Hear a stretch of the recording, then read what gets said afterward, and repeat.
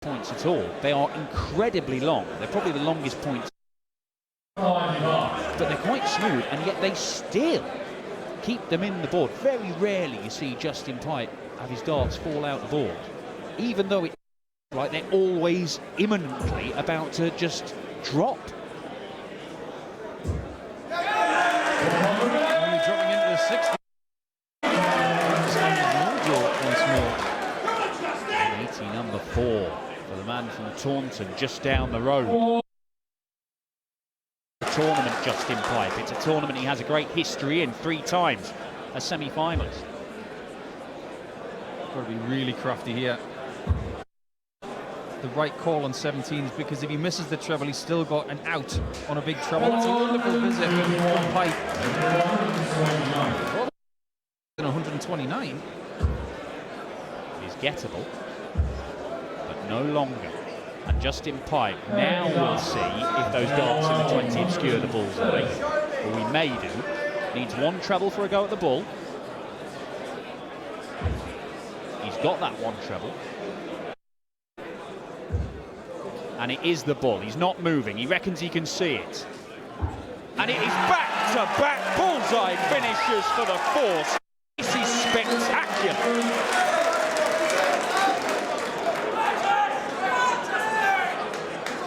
You mentioned, Dan, that he has been urgent in the last 6 months. The first little bit of that we saw back in Leverkusen in March, where he had a heroic run to the final day at the European Darts Open, suffering a family tragedy and finding himself in the crowd getting big cheers. It was quite the scene. But I am very curious, and I'm happy to bring it up. He's going back to the World Championships for the first time since playing Phil Taylor after a very controversial game with Bernie Smith. I'll be very interested to see the reception he gets at Ali Pali next month. I genuinely hope that he is treated with respect and he is allowed to go and put in the sort of performance we're seeing here, because he may not win this game. Mervyn King is still averaging nearly 106, but Piper's raised his average to more than 101, and these two are knocking lumps out of each other. It's a shame that this is first to 11, because these two look like they could play like this all day. With the most deliberate actions in the game, it seems to be motoring on at a lovely pace. He's not as slow as he used to be, Justin Pipe. Oh, I can testify to that. Back in 2009, I played him for the first time in Barnsley. I was teaching in that last 16 match at the Metrodome. I think it took 50 minutes for a 6-3 victory. Ooh, just next door on the 51, but this time he went for it. Yeah, why? I'm still baffled by what he did in the very first leg of this game. But look, it does not matter, because he leaves himself double 16. Mervyn King, all he can do is try and pressure. And Justin Pipe can open up a 2-leg gap. He won the first 2 legs, lost the next 3. And if he pins this double, it's 3 in a row for him. Oh, okay, double 12. They are probably the 2 worst darts he has thrown in this entire game. Would it be 3 bull finishes in a row? It's not going to be. And Pipe may go for 3 double 6 here. That's exactly what I thought he could. Is that the route? The problem with this is, if he misses inside the 6, he's covered some of that 3. Is that a problem? Maybe. The left side of the flight on the way through, it shouldn't have been anywhere near it. Double 9 for Mervyn King. Biggest star of the match, and probably the best one he's thrown, because he used the guide to absolute perfection. Yeah, it was very, very close, but he could use it well, and Justin Pipe is still beating himself up. That might well have been the crucial passage of play in this game. We said at the start of the match, Justin Pipe likes those doubles on the side of the board. Double 13, double 6, double 11, double 14. Double 11 he's already pinned. He chose to leave double 6, but he also knew that if he missed inside, he'd made life difficult for himself on the double three. With the way his darts lay, I think it was probably the wrong decision from Justin. It's easy to say that when he's missed the double.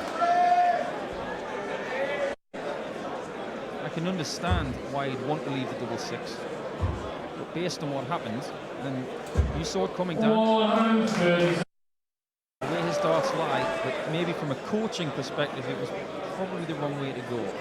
The last thing you want to do is have a dart in the way of a double shot and decrease the amount of surface area that you've got to hit. Well, this game is not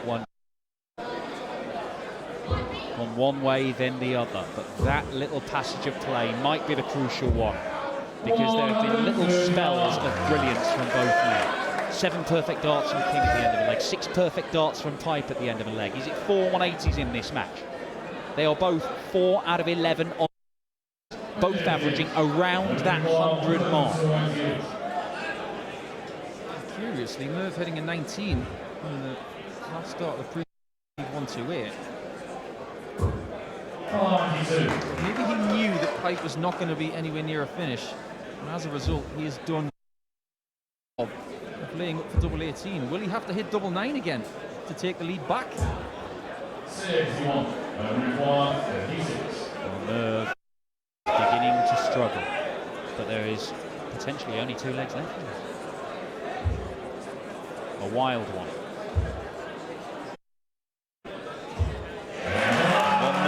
Its mark. It is 5-4 to the King.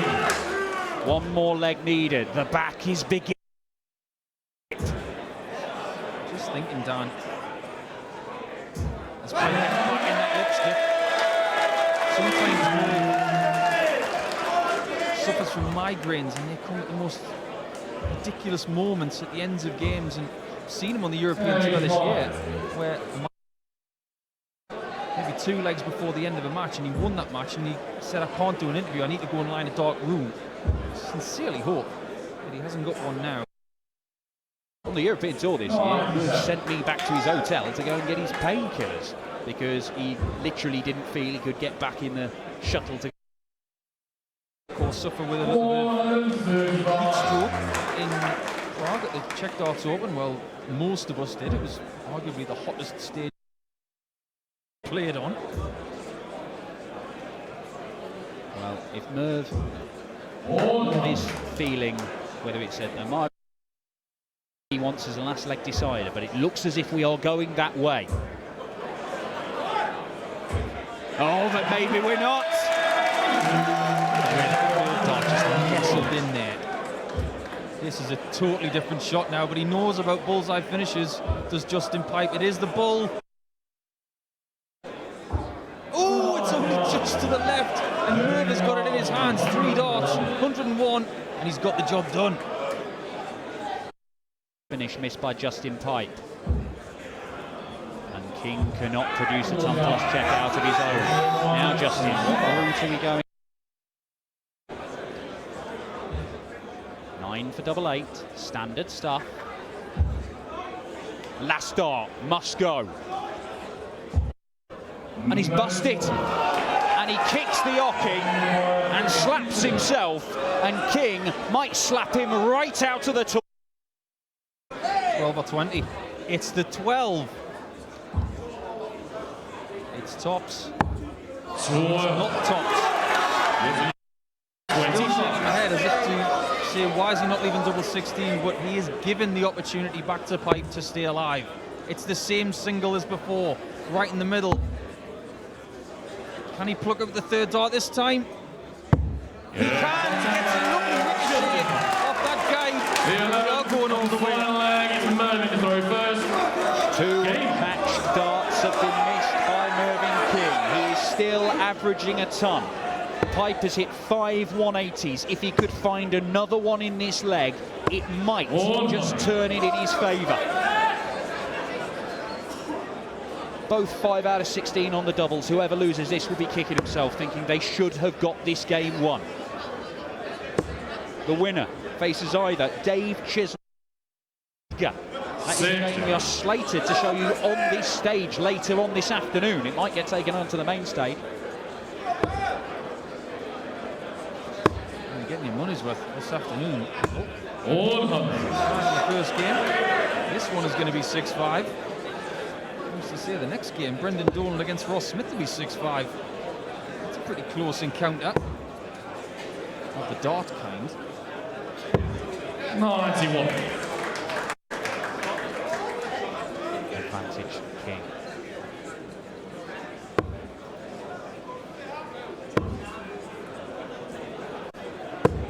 $123. Nicely recovered after an errant second dart. Pike needs to fill it up. He's not going to leave a finish. Needs another. Needs to get closer. 100. On the hands of the King. Great switch. Wonderful use of the dart. 128. Experienced former world master. It's a beauty. It's beautiful. 140. Move across for a picture perfect 180. Will he get a look at the 110? Mervyn King has already spurned 2 match darts. This time he leaves double 16. And why didn't he leave it earlier? The King wins a thriller with the force. A 6-5 victory, an average of around about 101. And Mervyn King, quarter-finalist at the World Match Play, quarter-finalist at the World Draw.